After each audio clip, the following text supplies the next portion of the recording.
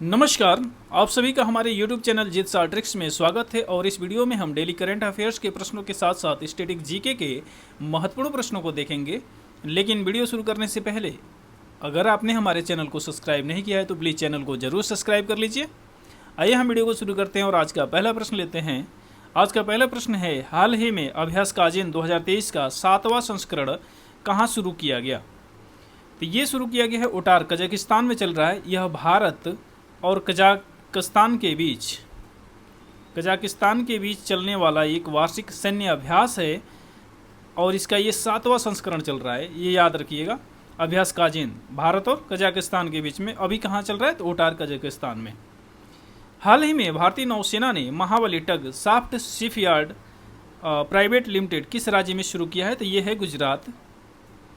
Point Calimere वन्य जीव अभ्यारण्य स्थित है। पॉइंट कैलीमेरे वन्य जीव अभ्यारण्य कहाँ स्थित है?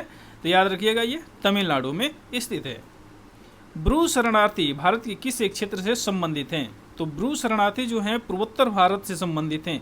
स्पेशली ये 3 राज्यों में मिलते हैं। कहाँ कहाँ? असम है, त्रिपुरा और मिजोरम में ये ब्रू शरणार्थी हैं। 3 को भी ध्यान में रखिएगा। असम, त्रिपुरा और मिजोरम पूर्वोत्तर क्षेत्र में ये शरणार्थी मिलती है।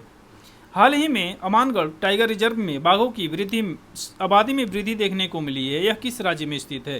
तो अमानगढ़ टाइगर रिजर्व कहाँ, किस राज्य में है? तो उत्तर प्रदेश। उत्तर प्रदेश में कहाँ पे? तो बिजनौर, याद रखिएगा, बिजनौर में स्थित। भारतीय स्टेट बैंक के नया ब्रांड एम्बेसडर किसे बनाया गया है? तो यह है MS धोनी को बनाया गया है। अंतर्राष्ट्रीय सौर गठबंधन सभा का 6वां सत्र का कहाँ आयोजन किया गया? तो ये याद रखिएगा, नई दिल्ली में आयोजन किया गया है। इसकी स्थापना कब हुई थी? जो अंतर्राष्ट्रीय सौर गठबंधन है, इसकी स्थापना को भी याद रखिएगा, बार बार पूछा जाता है ये। तो इसकी स्थापना हुई थी 30 नवंबर 2015 को हुई थी।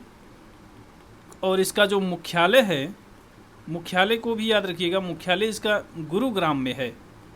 गुरुग्राम में है। गुरुग्राम कहाँ पे? तो हरियाणा में है। ये 2 देशों ने मिलकर शुरू किया था, भारत और फ्रांस ने मिलकर शुरू किया था। तो ये भी ध्यान में रखिएगा। अगला क्वेश्चन है, विश्व ऊर्जा आउटलुक 2023 रिपोर्ट किसके द्वारा जारी किया गया है? तो ये है अंतर्राष्ट्रीय ऊर्जा एजेंसी के द्वारा जारी किया जाता है विश्व ऊर्जा आउटलुक रिपोर्ट। हाल ही में अर्लम वन्य जीव अभ्यारण्य में माओवादियों ने वन विभाग के अधिकारियों पर गोलीबारी की। यह अभ्यारण्य किस राज्य में स्थित है? तो यह केरल राज्य में स्थित है, कन्नूर में। कन्नूर जिले में स्थित है, केरल राज्य में।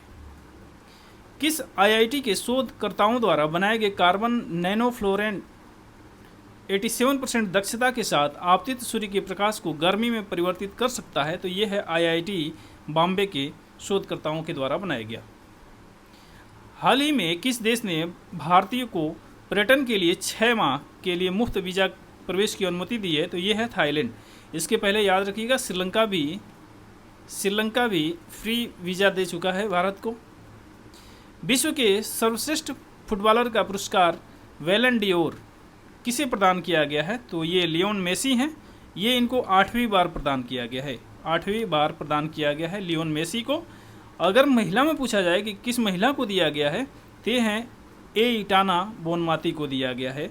ये महिला में इनको ये पुरस्कार दिया गया है। 38वें राष्ट्रीय खेलों की मेजबानी कौन राज्य करेगा? तो ये है उत्तराखंड। 38वें खेल की मेजबानी कौन करे? राष्ट्रीय खेल की मेजबानी करेगा उत्तराखंड। जबकि 37वां राष्ट्रीय खेल कहाँ पे चल रहा है? तो ये गोवा में चल रहा है। इसको भी याद रखिएगा। 54वां भारतीय अंतर्राष्ट्रीय फिल्म महोत्सव का आयोजन कहाँ किया जाएगा? तो ये है गोवा में। गोवा में इसका आयोजन किया जाएगा। हाल ही में किस देश के वैज्ञानिकों ने पहली बार अंतर्राष्ट्रीय अंतरिक्ष स्टेशन में चूहे का भ्रूण विकसित करने में सफलता प्राप्त की है? तो यह है जापान के वैज्ञानिकों के द्वारा। 182 मीटर ऊंची विश्व की सबसे ऊंची प्रतिमा स्टैचू ऑफ यूनिटी का उद्घाटन किस वर्ष किया गया था? तो ये 2018 में किया गया था।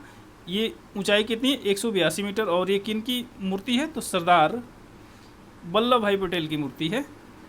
सरदार वल्लभ भाई पटेल की ये प्रतिमा है। और ये कहाँ पे है? तो गुजरात में है यह। तो गुजरात में कहाँ पे? तो गुजरात में केवड़िया में। ये भी याद रखिएगा। इस वीडियो में बस इतना ही। जय हिंद।